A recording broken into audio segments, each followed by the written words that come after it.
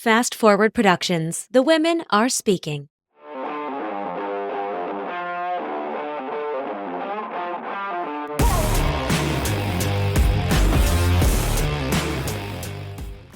Guys, today's episode is unbelievable, and maybe I'm just biased, but Michelle joined the roundtable with me in 2023 from January to December, and she was one of those people who came in wanting a certain dream, wanting a kind of business, and to watch her flourish and have that business today makes me just like proud big sister vibes. I love seeing her on this episode. She's so much more confident. She has this incredible confidence that feels infectious. She's so great at her work. She has such incredible insights to share with you. And I'm pleased to have her. I'm honored to have her. And you will fall in love with her just like I have. Let's dive into today's episode with Michelle Kwan. Hi, guys. Welcome back to the Unfiltered Entrepreneur. I'm your host, Ashley Pollard, and I have the lovely Michelle Kwan with me today. Welcome, Michelle, to the podcast. Thank you. I'm so excited to be here. I'm so excited to have you here. I feel like we just spent a full year together in the roundtable. I got to see you grow and evolve in such a major way. So I'm excited to have you here because you just impress the hell out of me. One with your growth, one with your commitment to the business, with your resilience. I feel like I saw so much change in you in the last year, and it's been really exciting. And I'm wondering, like, how do you feel stepping into 2024? We're recording this in January, but like, how do you feel stepping into 2024? And how do you feel about your business right now? I feel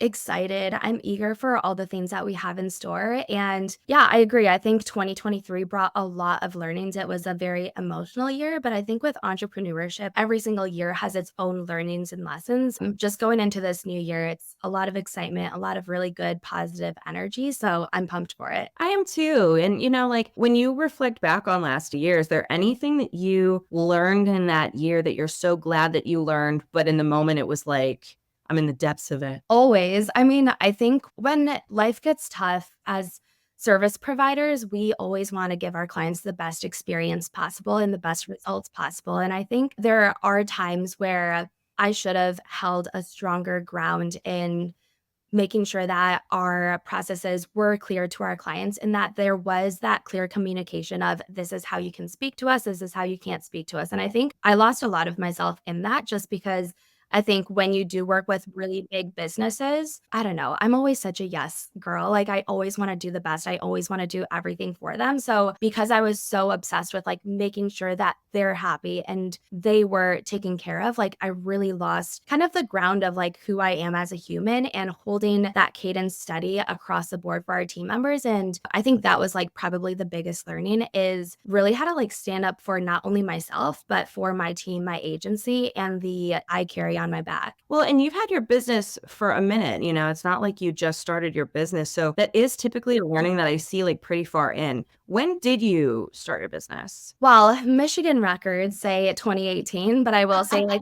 really, yeah, we started in like 2020 during the COVID times. And did you start as a solopreneur or did you automatically have a team? I'm solopreneur. But I will say once we got into the weeds in 2020, I grew pretty fast. And that is when I started bringing on team is within that same year too. Yeah. It's so fascinating to me to see, I'm in my mid 30s and started Team AP Consulting. How old will I be this year? 36. So when I was 32. And it's always so fascinating to me to see younger than me people start businesses, have teams. I give you guys so much credit because I would be so out of my depths, so out of my league. I think it's so brave and so courageous to allow yourself to grow that quickly. What are like some growing pains that you experienced, or what are some really big wins? Like, what are just like some of those memorable pieces of like that beginning stage? Because it's really exciting, but it's also so scary. I don't know how you guys do it, to be honest. Yeah, I mean, I think there were so many growing pains, so many great learnings. I think in the very first year, first team members that I hired actually still work with me, which is incredible. Wow. And I think I know a lot of people don't know that, but two of the girls on the team actually approached me because they saw how stressed I was at the gym. We work with a lot of gym gals. So of course I had to bring on my gym friends first. But I think like a lot in business, people tell you never to hire your friends. It is hard to balance work along with building relationships with humans outside of work. And when we first hired the girls that work for me now, they kind of came to me and they were like, Michelle, you seem so stressed all the time. Like, we love what you're doing in your business. We really stand for what you believe in. I would love to see if there is a world where I could have a job, an internship, because these girls were also in high school at the time too, and now they're in college. So I will say that was a really, really cool experience, just being able to train someone else alongside with me. And I think my mission and my passion is really strong in the sense where I really want to teach women how to live a healthier and better life, especially from the past that I've had. And I think what was so magical was seeing these girls go through high school to then go through college, and knowing that that's the time where girls don't necessarily have the confidence in their bodies as much. And I think like being able to help them grow in the business, see what we stand for, has really helped them mature in that sense too, where like they're not taken back by if they don't fit in a size 2 or size 0 pant. They don't care. They just want to be strong and they just want to be healthy. And I think that was a really, really cool process to see them go from where they were at in high school to now in like college, almost graduating. So incredible, to be able, you also saw something in them though, and so to be able to be seen like that is so great for them. Not just the confidence of being able to do the work, but like you saw that in me, like that's so validating, especially for a young woman. It's such a privilege to be able to be a part of someone's journey like that. I think that's incredible. And you mentioned like they resonated with the vision and the mission, and living healthy lives is such a core part of the brand. And you work with fitness professionals and people in health and wellness and gyms and trainers and a lot of people in this space. Of course, like you have other clients as well, but I know that's a major part of your focus. And I'm curious, what's the personal mission behind that? And do you share that? I share all the time. So I always share my personal story, which is I had a really, really severe eating disorder growing up. So it pretty much started towards I would say 7th grade in middle school. It's kind of like when I started to be in the world of cheer. So cheerleading was a really big thing in my life. And I associated me not being able to land tricks or tumbling skills because of my weight. Because, if I'm able to do a back tuck and I didn't eat for the whole day, then that must equate to me being too heavy to throw the skill. So I think like that's what spiraled my mind into, all right, I just have to be skinnier. I have to lose weight. I have to not exceed a certain number on the scale. And I think like during that time too, there weren't a lot of education on women's nutrition and health. It was really about 1,200 calorie diets, eating as little as possible, and intermittent fasting, for example. So there were so many different things that I was learning at a young age that made me go into the spiral of, okay, how can I be the skinnier version of me? And that lasted pretty much all throughout college. It was like a very, very rough time. What really changed my mindset was once I started CrossFit, I started learning about the importance of food, the importance of fueling your body, because the more protein, the more carbs, the more food I ate, the better I was. And I was getting stronger. Sure. I was beating all the boys at the gym. It was such a fun, rewarding time where it was like, that's finally what clicked in my mindset of, okay, if you eat enough food, if you fuel your body properly, you're going to feel better in your day to day and you're going to be stronger. And we're also beating all the boys, and who doesn't want that? So I think Come on, really, you're like speaking the language.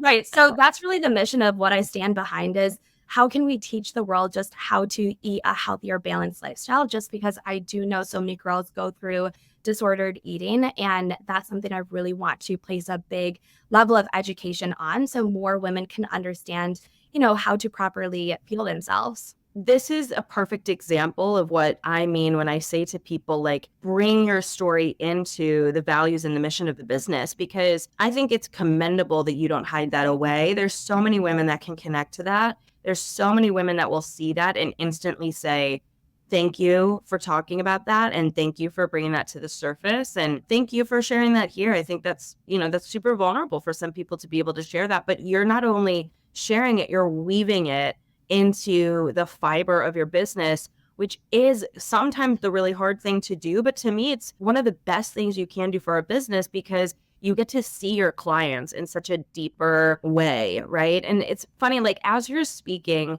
I'm hearing, your story of like getting into, let's say, athletics. And all I'm seeing there are things that mirror entrepreneurship, things like competitiveness and how far can I push myself? And I want to learn a new skill and I'm not going to give up on this.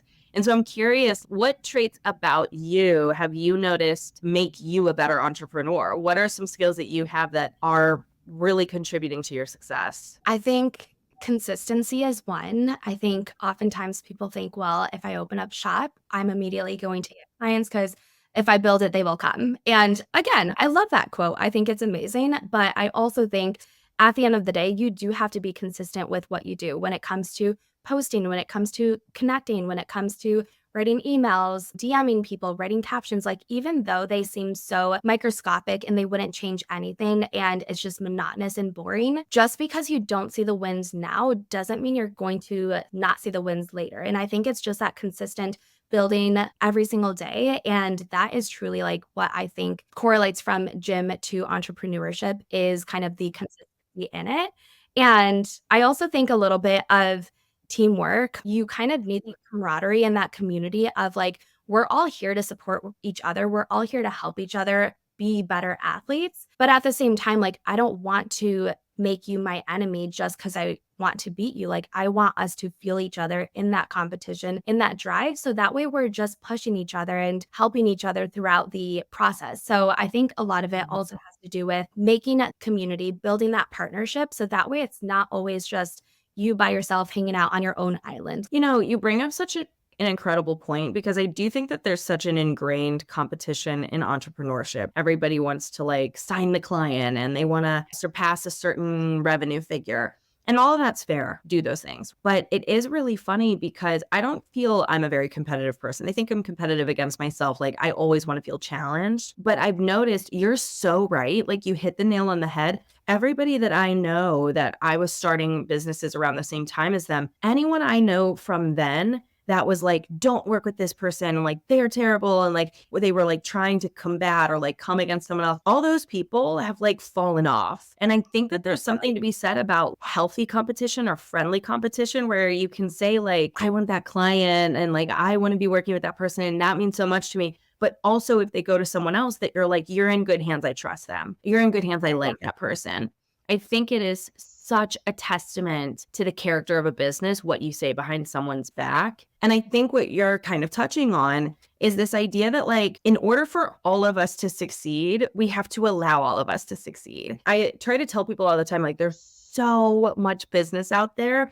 If you choose someone else over us, like we're fine. You know, I want to celebrate you. I want you to win. And I feel like you have like a really strong girls girl energy. You know, I try just because I think when there are more partnerships and there is more community and there are more relationships, like the more we can lean on each other. Because imagine if I treated you as a competitor and I was like, you know, Ashley this, Ashley that, she's booking clients left and right, but they don't even do XYZ as good as we do. Like that would be so mean. And even with this past year with working with you, you taught me literally so much and you could have just gatekeeped everything and not had to have shared anything. And I think that's why I talk so strongly about community is because I would not be the better boss, the better CEO, the better founder, the better social media manager if I didn't learn and build with you. And I think that's really why I do lean onto building, or even just the event that you hosted with Audrey and Amandina in New York. Like now I'm like, okay, if I need help, I can reach out to any one of those girls. And in my eyes, they were the big sharks of the sea while I'm a minnow. And I think that's what's so cool is so many people see them as competitors, but now I'm just like, no, I have a partner. I can reach out to Amandina if I need help or get stuck. And I know she's probably going to respond to me because that's the relationship that I always try to create. Yeah. And you know what's funny? You brought up a really great point because you do something significantly better than we do. And I want to talk about it a little bit. Any business is going to have strengths and weaknesses. I think one of our strengths is the fact that we really think long-term with marketing. We're doing a lot behind the scenes for strategic partners. People come to us because they're like, can you help me with, you know, like close this thing? And we're like, yeah, let's position your marketing to make that look good. But other people go to different agencies for different things. Maybe other people do better video. Maybe other people do better graphics. And one thing that I'm like, we gotta start doing this in my business because I love how great of a job Michelle does this in hers. You focus, and I never would have thought to do this. It's genius. But you focus a lot on outbound engagement and we don't, you know, like we do very minimally. We check the box, to be totally honest. I want to be doing it a little bit more rigorously like you do. And I'm curious why you lead so strongly with that model. Because to me, a lot of people just want to say, okay, I could do social. Let's make a pretty graphic. Here's a trending audio. Let's throw up some stories with a link. That'd be a fine done job. We do a little bit more than that, obviously. But I love that you have that as such a backbone of your social media strategy. And I'm so curious, like, why that? Yeah, I always say it always just ties back to building relationships. I think when it comes to this space, there is so much noise. There are so many businesses, so many people offering the same exact thing. And to that point, too, so many people have been burned by coaches, other service providers. Like there are a million types of people to work with in your business. And I think the only way to differentiate yourself is to build a relationship. And that's really why I focus so much on lead gen and DM strategy is because that is the time where you can really start building on that relationship because I could never assume or just count on people seeing my content, people seeing my posts, people going onto my website and just purchasing just from reading whatever they see on Instagram, whatever they see on website. But I know if I'm able to build a relationship with you, if I'm able to get to know what you're up to in your business, share with you some value, and already start building that trust, I know that you're probably most likely going to join one of my services because we've built that relationship. Because we started off as friends first. I offered you some help for free. And through that, if that leads into a pitch, if that leads into them inquiring about our services, it just makes it that much easier because that relationship and that trust has already been built. So many people rely on automations or just their content being seen that they don't really take the time to nurture their audience. And in a world that's truly so full of automations, building relationships is like the one thing that you can't automate. You're not willing to take the time to build and nurture relationships, then you are pretty much looking at everyone as a sale because you don't see them as a human. Such a good point. You're almost like calling me out of it or like calling people out of it. Like, let's say you're giving me a light bulb moment where without that dialogue, you really are treating everyone like a dollar bill, like a potential dollar bill. And what you're saying is you can treat everyone like $3 bills instead of just one by building that relationship with them. That dollar's going to go further. It's going to last longer. But more than that, I would assume that work is more enjoyable. You know what I mean? Like if that person does sign a client or does work with someone or does get a sale from it, et cetera, like that bond is so much more valuable. I don't think people understand, especially if you have a social media agency, how genius it is to make lead gen such a massive part of your business. I think what you're doing is so brilliant, especially because we're shifting out of this massive obsession with perfection and perfect graphics and perfect video and all of this stuff and really leaning into connection, really leaning into storytelling. And you've been doing that. You know what I mean? So like you've been on that game. No one needs to teach you how to do that. You've been doing that. And I just think it's so smart. Thank you. Yeah, I mean, I think I always relate it back to Lululemon days because I was playing leggings for 6 years, Black Friday, all day or day. But I always kind of tie it back to Lululemon because that's truly where I learned sales. Back at Lulu, before it became a publicly traded company, we did have sales quotas to make. And through us reaching our goals, that's where I truly learned, okay, great. When it comes to bringing in sales, if you want someone to buy a pair of leggings, you have to actually get to know them first because $100 for a pair of black leggings is actually expensive. So rather than just saying, all right, here's a legging, here you go, pop off, you want to build that relationship. You want to get to know them. What are you shopping for? Are you shopping for a sport, an activity, yoga, biking, running? What are you doing in this? And then from there, once you start building the relationship, the conversations just flow. And let's say they were shopping for cycling. Now it's like, oh my gosh, I have the perfect shirt for you. I have the perfect bra for you. So not only are they just leaving with those black pants, but you're now building up the full outfit and now increasing that customer that just walked in to just spend $100 to now $300. So I think like that's really where I got the relationship building aspect from is because at Lululemon, it was always about how can you actually get to know them first, get to see what sport they're shopping for, get to see why they're in. And then from there, the sale just comes more easily and more naturally. I'm wondering, do you give any tips for lead gen to people? What if someone can't afford to work with you? Like, what's something they can do to DIY before they can hire you? Because I'm sure people are always like,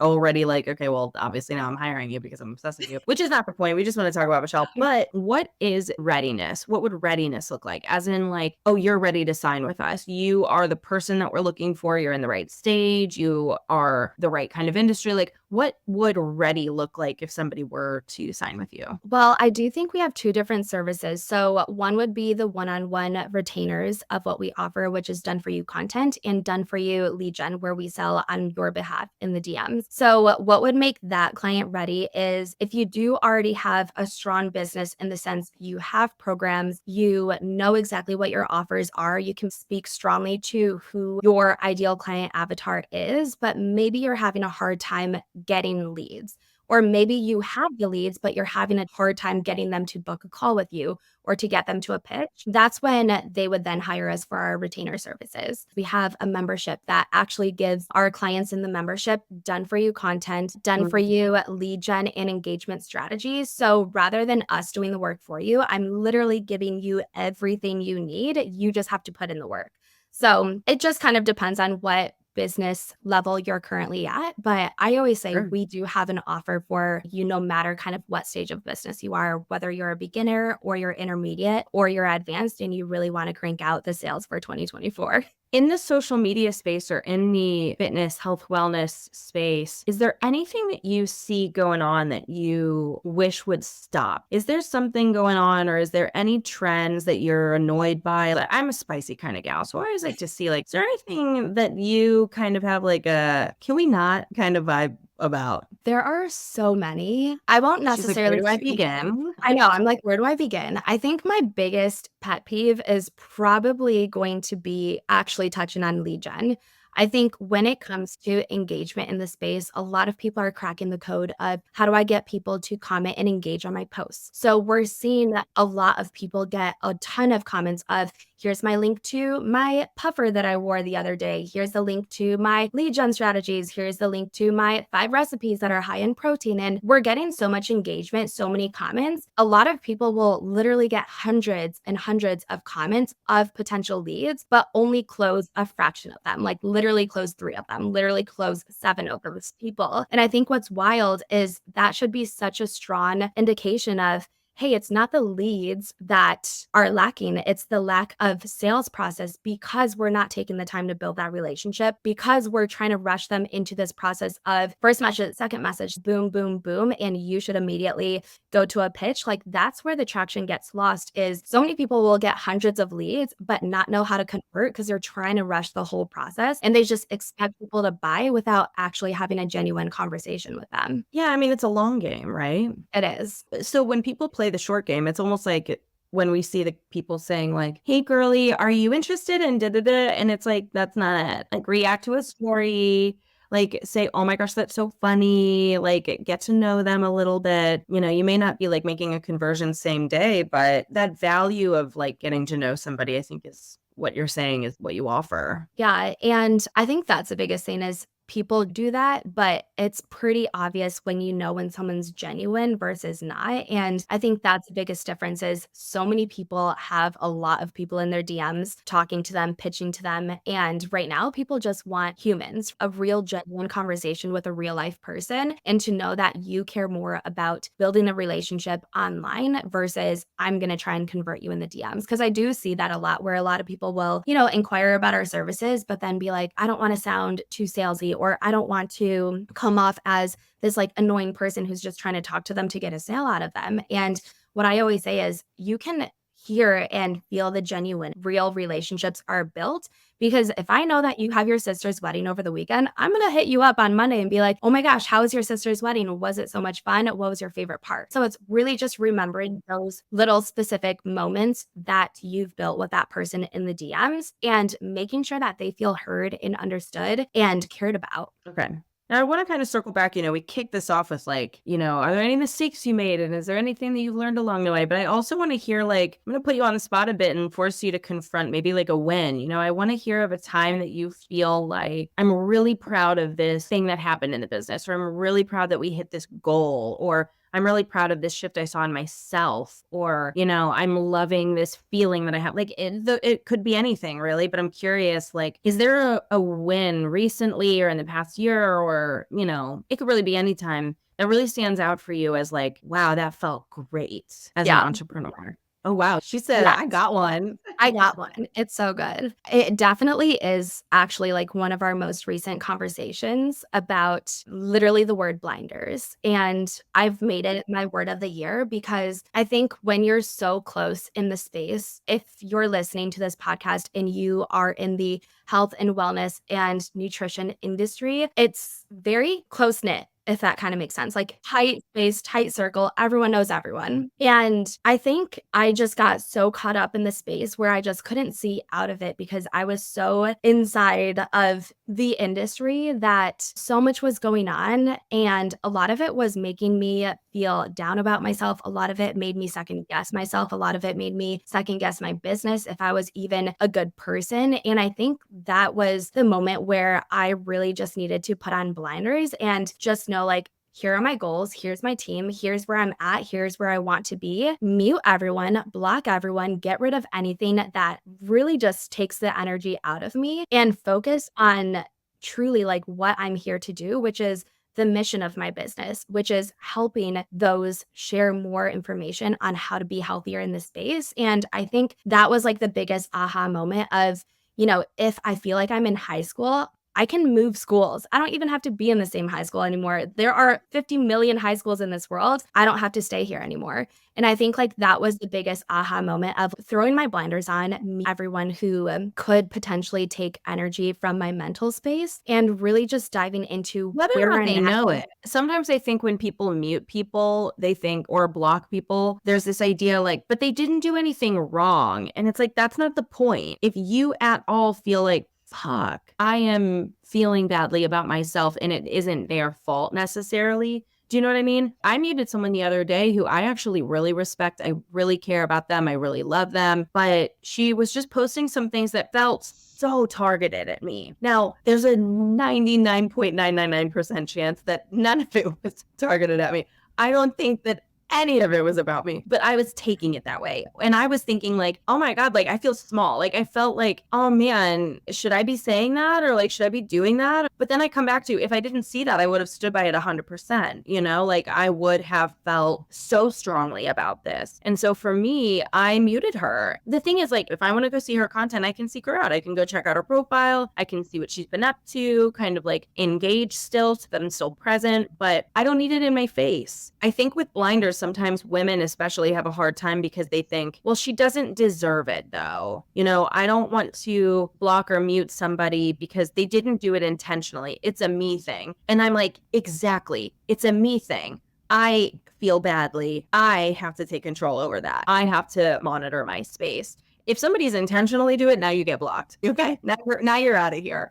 For me, I just think that keeping your head down and so focused on you, your goals, what you're doing. It'd be one thing if you had every single client exiting your business saying this sucked and we hate you, like that changed some things. But the comparisonitis is so real, and it's so helpful to just say, I know what I'm doing. I like my team. I trust my team. I stand by our services. I stand by the work that we're doing. I stand by my growth, and I'm committed to that so hard that if I feel at all like shamed or made to feel small, you got to go. I have to protect my space. Do you know what I mean? Yeah, especially because entrepreneurship is already so hard. And I know personally for me, I always say, don't let the small things get to you. But small things are going to happen and they're going to get to me. So the best thing that I could do, sorry, I don't know if I'm allowed to swear on here, but the best thing definitely can. Are you kidding? I fucking swear like a bitch. So there you go. I opened up the door. Now you get. But that's the biggest thing is like, even though I tell myself like, don't let the small things get to me, I know they will. And the best thing that I could do is just protect myself, protect my energy. And that means muting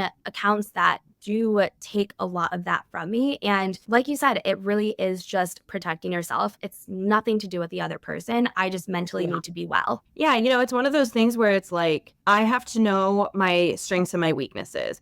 And if one of my weaknesses is that people, there was someone making fun of people who chose the word play for their word of the year this year. And that's me. I chose the word play for the word of the year. And I don't know why. It really upset me. Like, it really hurt my feelings. And for me, like, she wasn't saying that about me.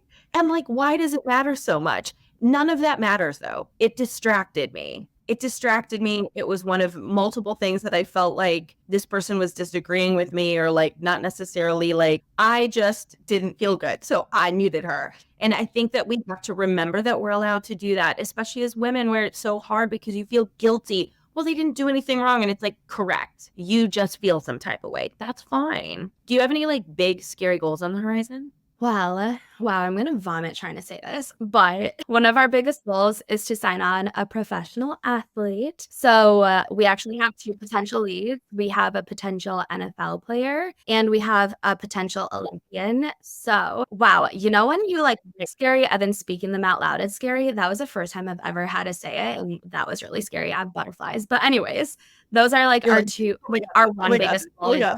Like, why am I saying this to the public? This is scary. But anyways, that is our biggest goal this year. Well, and here's the thing, like, even just moving in that direction is a goal in and of itself, because you won't head anywhere that you can't see the end. Do you know what I'm saying? So like, you will never work with an NFL player if you never make that goal. Do you know what I'm saying? Like, you will never run that business, sign that client, have that revenue if you don't even see that happening in the future. So you are laying the groundwork, girl. You got this. A year is a long time. I'm so excited for you. I do want to do some rapid fire questions. We always like to end with some rapid fire questions. I like to say, we always like to do this, but I'll tell you what, your girl forgets. So I would say every other time we do some rapid fire questions. So I have some rapid fire questions for you because I'm not going to forget this time. And we're just going to dive right in. So answering these quickly and kind of like sporadically and whatever comes to mind. So the first one is, what would you title this chapter of your life? I would title it Peace. Oh, really sweet one. Okay, I like that. What's a mistake you've made recently and what did it teach you? I think a mistake I made recently is using anger to fuel my decisions. I think what it taught me was when you come at a space of negativity, using that anger and that negativity to fuel the next step, there's nothing really positive going to come out of it because you're already in such a rough state. So I think that was like our biggest lesson is I fueled a lot of business moves towards the end of the year off of anger. That got us nowhere, peace, and kind of like realigning myself, getting back into my whys, my missions, my values, throwing those blinders on. And I think that is like the biggest thing is rather than feeling off of something from negative energy, how can I shift this into a positive light and use that positivity to now spread that love, spread that happiness, and spread that joy. And that is how I'm making my business moves going into this year.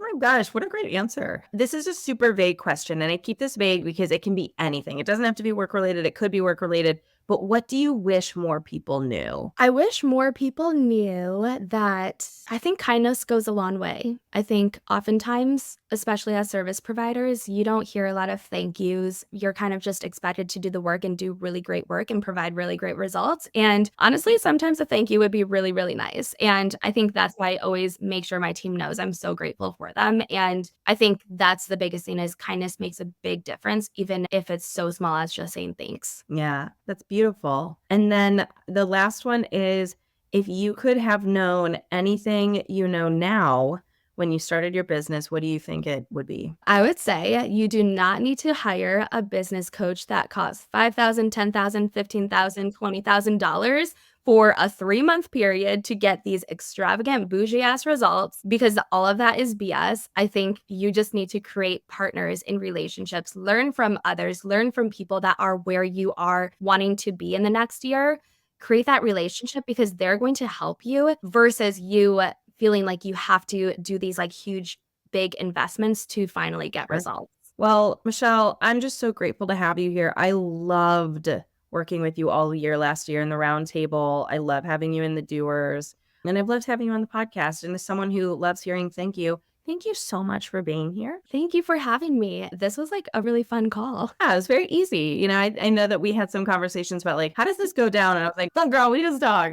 That's all this is. Now, Michelle, obviously I'm in love with you, but if everybody else, since everyone else is now in love with you, where can we follow you and support the business and cheer you on and inquire about your services? Yeah. So my Instagram handle is It's Michelle Kwan. It's ITSMICHELLE KUAN. And then our website, if you are curious about what we do, is mlkmedia.com. It's pretty much just my initials plus media.com. So I would say if you want to reach out to me, connect with me, I'm always open for new friends. I love meeting new people in this space. And if you're ever interested in learning about our services, even if it's not specific for you, but you have someone in mind, we do have a very incredible referral bonus. So if anyone needs help with done for you content or done for you sales strategy and lead gen help, I'm always here. Beautiful. This was fun. Yeah, it was very easy. It was chill, We got a good thing going here. Guys, thank you for tuning in to The Unfiltered Entrepreneur. I will see you guys next time on the next episode.